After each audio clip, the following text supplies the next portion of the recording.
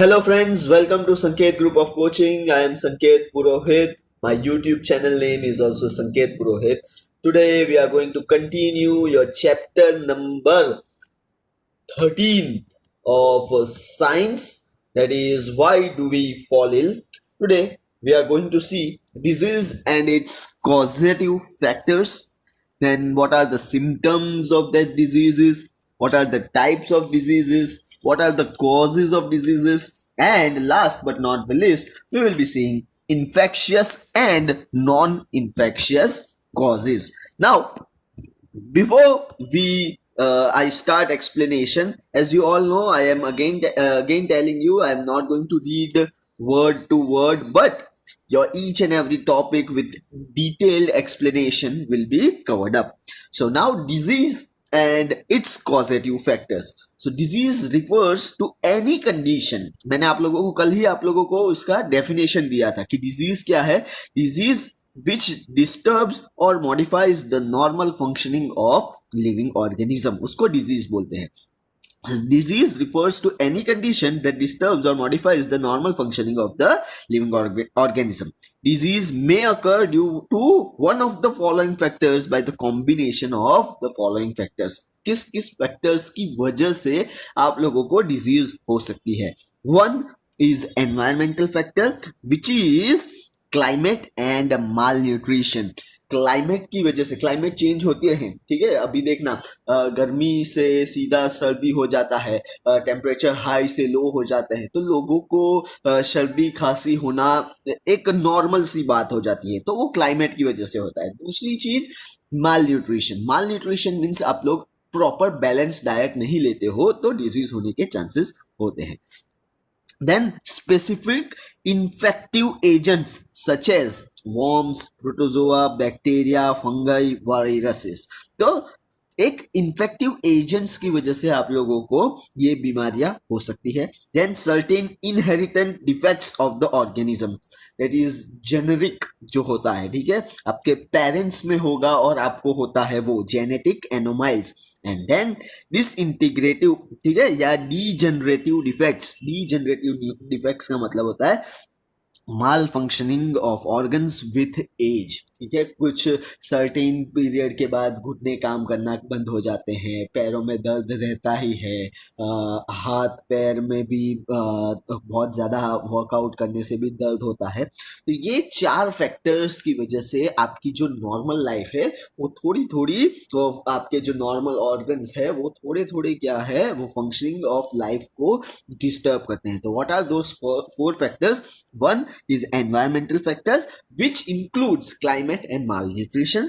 Then specific infective agents like virus, protozoa, bacteria, worms, fungi, etc.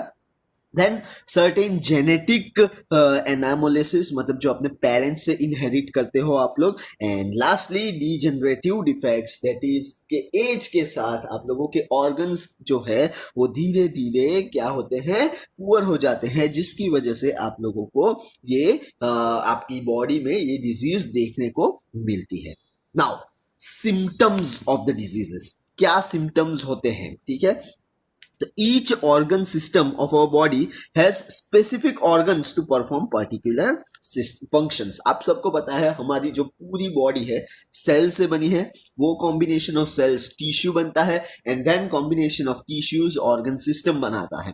तो वो हर एक organs का एक स्पेसिफिक रोल है. In the presence of diseases, ध्यान से सुनना, in the presence of diseases functioning और appearance of one or more system of the body may change.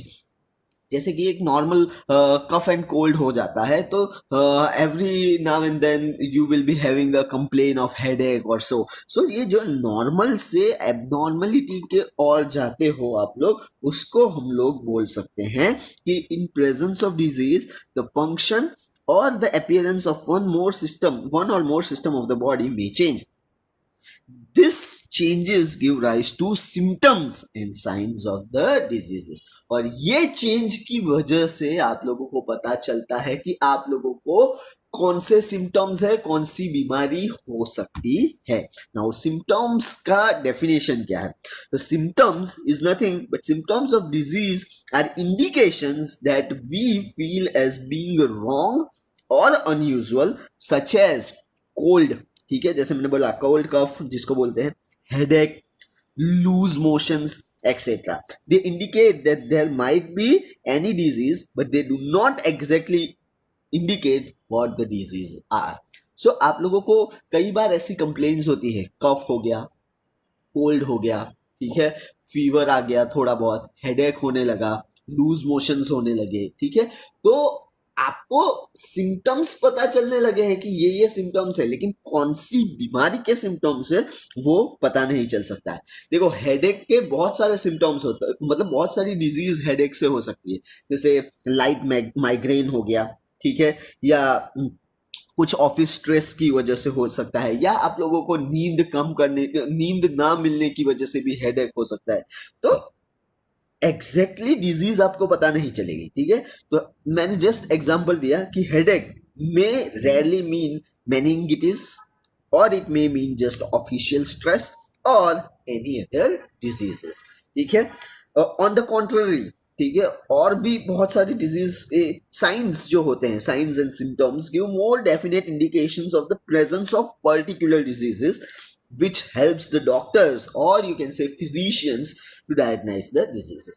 धीरे धीरे एक के बाद दूसरे सिम्टम्स बढ़ने लगते हैं, तब जाके डॉक्टर फिजिशियंस को पता चलता है कि you are suffering from that specific disease. The study of relationship of various factors, ये खास खास खास ध्यान रखना बच्चों, the study of relationship of various factors determining the frequency and distribution of disease in the human community is called epidemiology, ठीक है। Epidemiology इसको बोलते हैं जब आपको फंक्शनिंग पता चलने लगे वेरियस फैक्टर्स का, और फिर उससे डिजीज का भी आप लोगों को पता चलने लगता है, then it is known as epidemiology. Then we are now going to study types of diseases. There are basically two major types of diseases. One is your acute disease and another is your chronic disease. Acute disease जो short term के लिए होती है उसको acute बोला जाता है, जैसे कि कोल्ड कफ फीवर जो है वो लास्ट लॉन्ग नहीं रहता है, ठीक है, हफ्ते भर रहता है और चला जाता है, तो उसको एक्यूट डिजीज बोलते हैं, छोटी वाली disease. Whereas chronic disease का मतलब जो लॉन्ग टाइम रहता है, कैंसर हो गया, ठीक है, एलिफेंटाइसिस हो गया, ठीक है, एड्स हो गया, ये सब ऐसी बीमारी है जो लंबे समय तक चलती है। ट्यूबरक्लोसिस हो गया, जो लंबे समय तक चलने वाली डिजीज होती है उसको हम लोग क्या बोलेंगे? Chronic disease. Now again I will be explaining you in the English form types of diseases.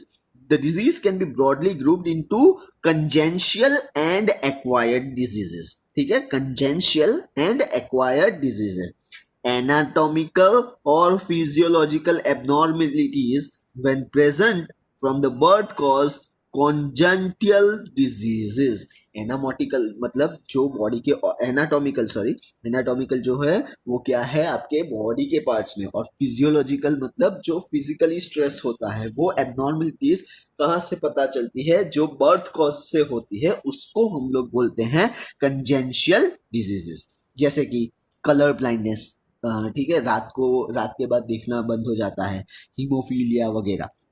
Whereas the disease is developing after birth, ठीक है, आफ्टर बर्थ अगर आप लोगों को कुछ नई डिजीज होने लगती है then they are said to be known as acquired diseases, जैसे कि मलेरिया हो गया, ठीक है, कैंसर हो गया, एक्सेट्रा एक्सेट्रा, ठीक है।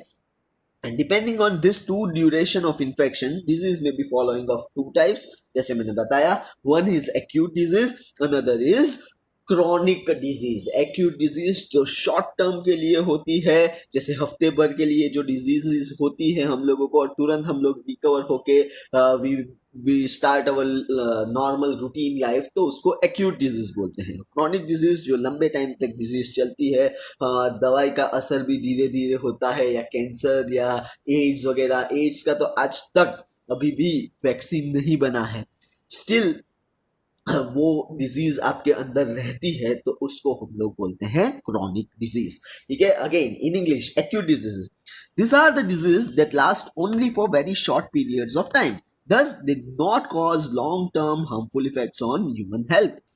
In the disease, patients recover completely after the cure, that is common cough and cold, बराबर है।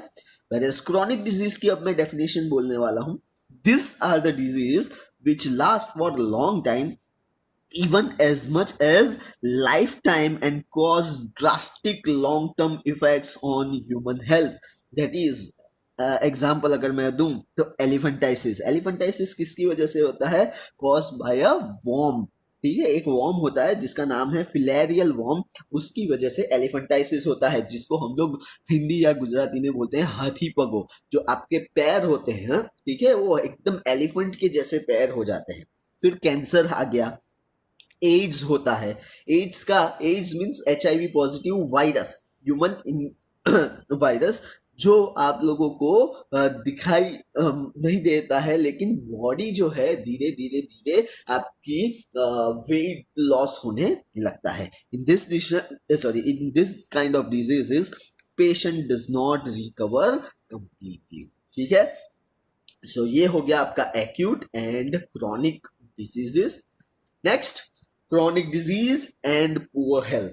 Now, acute and chronic disease have different effects on our health. Any disease that causes poor functioning of one part of the body affects our general health, because for general health, all body parts should work properly. ठीक है, तो ये तो आपको पता चल गया कि आप में कुछ बीमारी है। क्यों पता चलेगा? क्योंकि आपकी जो नॉर्मल लाइफ है उससे थोड़ा रूटीन चेंज होता है, तो वो आपको पता चलता है कि यहाँ पे मुझे कुछ डिजीज होने के चांसेस है। कि all the organ systems work unitedly, that's why acute disease do not have time to cause major effects on general health, while a chronic disease will cause major effects. Major effects मतलब ऐसा भी हो सकता है कि इंसान मर भी सकता है। As chronic disease are long term disease, therefore they can cause serious distress to the health as compare to your acute diseases. Okay, sorry, moving ahead now, causes of disease, किसकी वजह से आप लोगों को ये कॉज हो सकता है? जैसे मैंने बताया, ये रहा causes of diseases. There are lots of point which you need to remember. So most of this disease will have many causes rather than one single cause. बहुत सारी डिजीज में ऐसा होता है कि एक सिंगल कॉज नहीं होता है, बहुत से कॉजेज हो जाते हैं। ठीक है, बहुत से चीज में आप अगर लापरवाही करते हो तो एक डिजीज में वन कॉज नहीं, नंबर ऑफ कॉजेज देखने को मिलता है। कौन से कॉजेज हो सकते हैं? One is immediate causes and second is contributory causes. तो immediate causes क्या होते हैं? ठीक है, जैसे they are the real or primary causes or also called as first level of causes. जैसे कि various microorganisms like बैक्टीरिया हो गया, वायरस हो गया, फंगाई हो गया, प्रोटोजोन्स हो गया, that can cause infectious diseases and are included in this category. तो immediate किसकी वजह से इमीडिएट हम लोगों को कॉजेस देखने को मिलता है? तो because of small microorganisms which we cannot see with our naked eyes. One, viruses, आप लोगों को अभी तो बहुत अच्छे से पता है कि कोविड वायरस कैसा चल रहा है। देन बैक्टीरियाज है, वर्म्स है, फंगाई है, प्रोटोजोअन्स है। ठीक है, वो लोग बॉडी में इस तरह से एंटर होते हैं, हम लोगों को पता ही नहीं चलता है। And then they started causing what we are getting fevers or cold and cough and headaches and everything. ये छोटे छोटे immediate causes होते हैं। Now contributory causes क्या होते हैं? These are also called internal factors or intrinsic, ठीक है, which leads to the disease themselves. अंदर ही अंदर अगर आपकी हेल्थ में कुछ गड़बड़ हो रही है आपके बॉडी के अंदर, तो उसको हम लोग कॉन्ट्रीब्यूटरी कॉजेज कहते हैं। जैसे कि कॉन्ट्रीब्यूटरी कॉजेज में आप लोगों को आता है, ध्यान से सुनना, वन, पुअर हेल्थ, या पुअर हेल्थ किसकी वजह से? ड्यू टू इनएडुकेट डाइट, मतलब आप लोग अगर प्रॉपर बैलेंस डाइट नहीं लेते हो तो आप लोगों को ये कॉन्ट्रीब्यूटरी डिजीज होने के चांसेस है। Then genetic disorders, genetic disorders मतलब आपके बर्थ से ही आप लोगों को कुछ ना कुछ पेरेंट्स से मिलता हो, जैसे कि डायबिटीज हो गया, ठीक है, वो आप में प्रेजेंट नहीं होता है लेकिन आपके पेरेंट्स में होता है तो आप लोगों को आ जाता है। Then various pollutants present in environment, जैसे कुछ आप लोग खेत वगैरह में जाओ और वहाँ पे फर्टिलाइजर्स वगैरह का काम होता है और वो आप लोगों ने ब्रेथ मतलब by mistaken you have breath that, वो प्रॉब्लम हो सकती है। Then improper function of any body organ, ठीक है। And last but not the least, lack of public services और पुअर इकोनॉमिक कंडीशन, ये मेजर फैक्टर है डिजीज का, कॉज ऑफ डिजीज में, कि अगर आप इकोनॉमिकली स्ट्रांग नहीं हो तो आपको बीमारी होने के चांसेस होते ही है, because from the birth you are given different different different different vaccine. अब वो वैक्सीन अगर आप लोगों को नहीं मिलती है तो आपकी इम्यूनिटी जो है वो basically lower and lower and lower रहती है, इसकी वजह से आप लोग बीमार ज्यादा पड़ते हो। अगर आप लोग इकोनॉमिकली फाइनेंशियली स्ट्रांग होंगे तो आप लोग पहले से ही प्रिकॉशंस लोगे, प्रॉपर डाइट लेंगे, प्रॉपर वैक्सीनेशंस करवाओगे, तो क्या होता है आप लोगों का जो बीमारी का रेशियो है वो कम हो जाता है। नाउ हर एक को मैं वापस डिटेल में समझाता हूं। पहला कॉन्ट्रीब्यूटरी कॉज है proper health, sorry poor health due to inadequate diet. तो ये इनएडुकेट डाइट कैसे होता है? तो it occurs due to the deficiency और one or more nutrients making the person unhealthy और ससेप्टेबल टू डिजीजेस।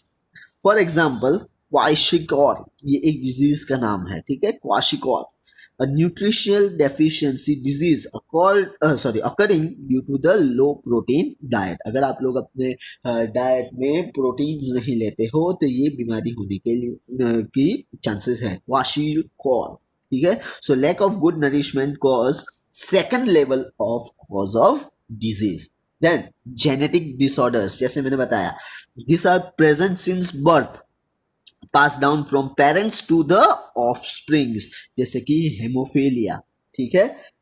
हेमोफीलिया जो है वो आप लोगों को पेरेंट्स से आपको मिल सकती है, या कलर ब्लाइंडनेस जो हम लोग जिसको ऐसा बोलते हैं रतांदनापणु, ठीक है, वो क्या होता है, जैसे ही रात होती है या even in day time also sometimes आप लोगों को कलर में डिफरेंस दिखता है। अगर मुझे पर्पल, अच्छा सब लोगों को पर्पल दिखता है तो आप लोगों को थोड़ा उसमें कुछ ऐसा दिखेगा कि नहीं पर्पल नहीं है, ये कुछ और ही colour, like that.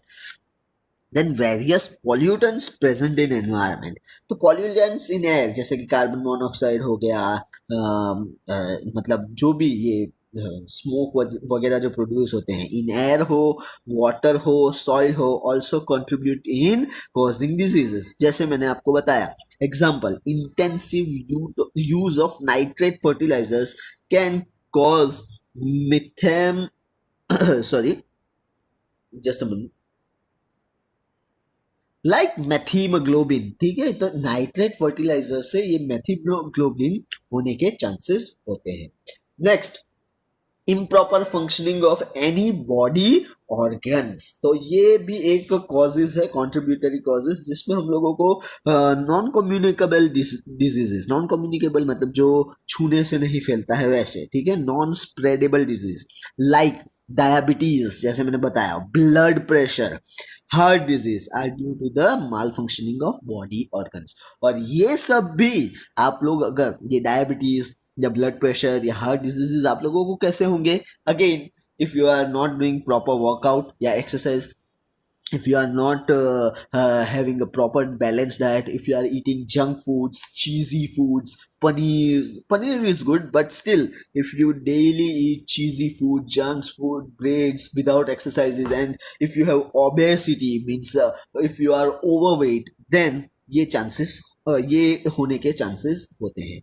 then lack of public services और you can say poor economic condition, ये भी मैंने आप लोगों को समझा दिया। It also contributes to the causes of this diseases. This causes becomes the third level cause of disease. Now second level, first level देख लिया हम लोगों ने, immediate causes. इमीडिएट कॉजेज में फर्स्ट लेवल और कॉजेज होते हैं, फिर पुअर हेल्थ की वजह से second level, and public service, lack of public service और इकोनॉमिक कंडीशंस, वो आप लोगों को थर्ड लेवल कॉज होता है. Now the last topic of the day which is infectious and non infectious causes. Now infectious and non infectious causes को हम लोग किस तरह से डिवाइड करते हैं? The immediate causes, first of all, immediate causes of the disease belongs to any two distinct types.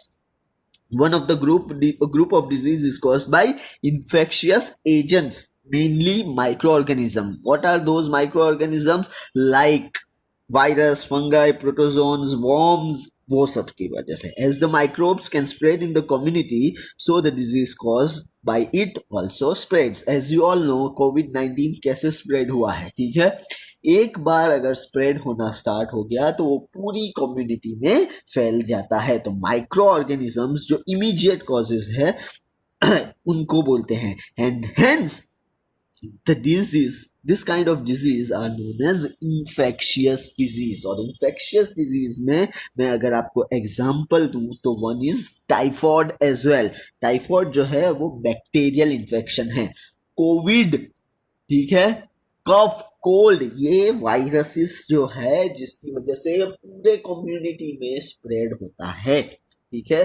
Then the second group of disease is called by non infectious agents, ठीक है. तो वैसी डिजीज को हम लोग क्या बोलते हैं जो नॉन इन्फेक्शियस डिजीज होती है, जो ऐसे एजेंट से स्प्रेड नहीं होती है, तो उनको क्या बोल देंगे? Non infectious agents. और you can also say it as non communicable diseases, और you can also say it as non spreadable diseases. जैसे कि वापस मैं समझा दूं, the second group of disease is not caused by any infectious agents. These diseases are restricted only to the persons who are suffering from them. As they do not spread from infected person to a healthy person, these are called non-infectious diseases, or you can say non-communicable diseases, or you can say non-spreadable diseases. जैसे कि example, cancer by genetic abnormalities or exposure to chemicals and radiations. Then high blood pressure is caused by excessive weight and lack of exercise, ठीक है. तो ये होती है infectious and non infectious diseases. अब दूसरा जो नॉन कम्युनिकेबल डिजीज जो है वो किस तरह से स्प्रेड होती है एक ही पर्सन में? वन जो है ये नॉन इन्फेक्शियस डिजीज. तो नॉन इन्फेक्शियस डिजीज में one is lack of main thing, lack of essential nutrients substance in our diet, that is proteins, vitamins और मिनरल्स नहीं लोगे तो आपके बॉडी के अंदर, ये नॉन स्प्रेडेबल डिजीज है, आप लोग नहीं खाना खाओगे तो आपके अंदर बीमारी होगी और आप उसको छू के नहीं फैला सकते हो, right. Then uncontrolled growth of tissues in any part of bodies. जैसे कि अगर मैं आपको बताऊं वन ऑफ द डिजीज जिसमें लोग या तो मोटे ही होते जाते हैं या तो पतले ही होते जाते हैं, ठीक है. तो वैसी जो बीमारी है वो अपने अनकंट्रोलेबल ग्रोथ ऑफ टिश्यूज में होती है. And next is damage to any part by accident और बाय अदर मीन्स. जैसे आप लोग एक्सीडेंट होता है, पैर टूट गया, तो ऐसा तो नहीं है कि आपका पैर टूटा और आपने हर जगह पे जाके देखा तो सबके पैर टूट गए, नो. सो ये सारे जो डिजीजेस होते हैं वो होते हैं नॉन इन्फेक्शियस डिजीजेस.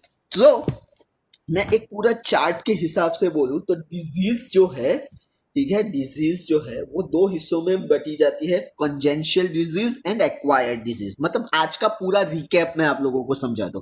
तो कंजेंशियल एंड एक्वायर्ड. कंजेंशियल जो आपके बर्थ के साथ ही आप लोगों को होती है, वैसी डिजीज को कंजेंशियल डिजीज बोलते हैं. जैसे कि कलर ब्लाइंडनेस हो गया, हिमोफीलिया हो गया, ठीक है. और दूसरा होता है एक्वायर्ड डिजीज. तो एक्वायर्ड डिजीज जो आपके बर्थ होने के बाद आप में डिजीजेस आती है, जैसे कि मलेरिया हो गया, कैंसर हो गया, वगैरह वगैरह. देन वो एक्वायर्ड के अगेन दो टाइप है. एक्वायर्ड के कौन से दो टाइप है, infectious disease and non infectious disease, ठीक है। एक जो माइक्रो ऑर्गेनिज्म से फैलाए जाते हैं, ठीक है, फैलाए जाते हैं, जैसे कि वायरस, फंगाई, प्रोटोजोन्स, वॉर्म्स, ये सब जो होते हैं वो इन्फेक्शियस डिजीजेस होते हैं। एग्जाम्पल मलेरिया हो गया, ट्यूबरक्लोसिस हो गया, ठीक है। देन आपका अगर और अच्छे से बताया जाए कोविड-19 हो गया, ठीक है। ये सब इन्फेक्शियस डिजीज है। और नॉन इन्फेक्शियस डिजीज कौन सी है, ठीक है, जो हम लोग कम्युनिटी में स्प्रेड नहीं कर सकते हैं, सिर्फ और सिर्फ हमारे अंदर ही रहती है, वैसे डिजीज को नॉन इन्फेक्शियस डिजीज बोलते हैं। डायबिटीज हो गया, गॉइटर हो गया, example. Now non infectious disease के भी बहुत सारे पार्ट होते हैं, जैसे कि डेफिशिएंसी डिजीज मतलब आप लोगों को गॉइटर हो सकता है। देन मेटाबॉलिक डिजीज मतलब डायबिटीज हो सकती है। देन डीजनरेटिव डिजीज, जैसे कि आपका डीजनरेटिव मतलब लॉन्ग एज के बाद आप लोगों को थोड़ा दिखने में कमजोरी आ जाती है, घुटने में कमजोरी आ जाती है, वैसे। देन एलर्जीज जो होती है, ठीक है, खुजली होना, स्किन इचिंग होना, रैशेस होना, ये सब आपकी पर्सनल चीजें हैं, ठीक है। And last but not the least, cancer, जो एग्जांपल है ल्यूकेमिया, लॉस ऑफ ब्लड, ये सब जो है वो डिफरेंट टाइप्स ऑफ डिजीजेस है। एंड ये all this disease which I said right now are non infectious diseases. So that's it बच्चों for today we are going to end our session on this topic only. Again, I am Sanket Purohit. My YouTube channel is also Sanket Purohit. I am a teacher of Sanket Group of Coaching. If you have gone through this entire video, please do like, share, comment, and do not forget to subscribe my channel. Thank you very much. Bye bye, bachcho.